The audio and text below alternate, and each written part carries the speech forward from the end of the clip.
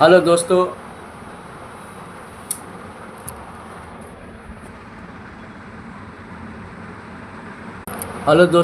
आज फिर से एक बार मूसा का बारे में हमने लेकर आया है ताकि मूसा का बारे में आपको बता सके।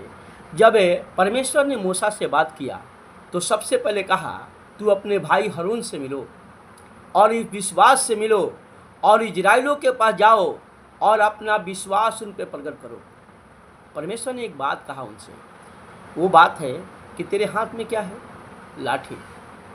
और दूसरा, उसके हाथ में एक चिन्ह और दिखाया, अपने हाथ सीना पे रखना और इसको कपड़े से ढकना, उसमें कोढ़ हो जाएगा।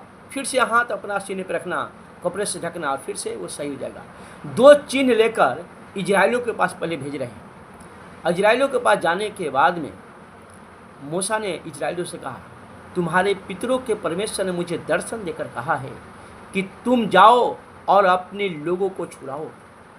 मैं तुम्हें छुड़ाने के लिए और तुम्हें परमेश्वर के बारे में बताने के लिए, और परमेश्वर इस देश से तुमको ले जाकर एक आशीष भरा देश में तुमको लेकर जाएगा जहाँ दूध और मधु की धारा बहती है। इजराइल ने उनका नहीं सुना। तब मूसा ने अपने हाथ की लाठी उनके सामने फेंक दिया और फिर वो सांप बन गया। फिर सारे लोगों ने अचंभव करने लगा। फिर उसके लाठी को पीछे का पोंछ पकड़ा और फिर से लाठी बन गया। फिर भी इजराइलों का मन नहीं पिघला। जब उसने दूसरा चिन्ह दिखाया, अपना हाथ सीने पे रखा, ढक लिया और कोढ़ से भर गया, और फिर से उस हाथ को सीने पे रखकर उसको ढका और जैसे कि सामान वैसे ही हो गया उसका हाथ। तब इजराइलों के मन थोड़ा सा पिघल गया और फिर उन्होंने एक मन हो गया और फिर स्वर्ग का परमेश्वर को याद किया और कहा, जैसा तू कहता है वैसा ही हम सुनेंगे, हम तुम्हारे साथ चलने के लिए तैयार हैं।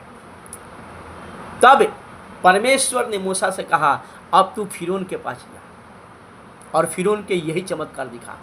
जब फिरौन के सामने गया और कहा, इब्री के परमेश्वर कहता है कि इन लोगों को जाने दे ताकि वो जंगल में जाकर वो 3 दिन का पर्व मनाएंगे और बलिदान करेंगे। ये नहीं कहा कि वापस आएंगे, उसने कहा बलिदान करेंगे, बलिदान करने के लिए जाएंगे। तब फिरौन बोला, कौन इब्री का परमेश्वर है और तू कौन है? तब मूसा ने फिरौन के सामने अपना लाठी फेंका और वहाँ भी सांप बन गया। फिर फिरौन ने सारे तंत्र मंत्र जादू टोना करने वाले को बुलाया, वैसे ही सांप बनाया। पर एक चमत्कार वहाँ पे हुआ है, मूसा के लाठी ने सारे सांप को खा गया और फिर फिरौन का मन कठोर हो गया, उसको जाने नहीं दिया। उसी तरह आज संसार का मन कठोर हो गया है। कोई परमेश्वर के पास आना नहीं चाहता है, कोई परमेश्वर का धन्यवाद करना नहीं चाहता है। वो सवाल ये है कि वो जाएगा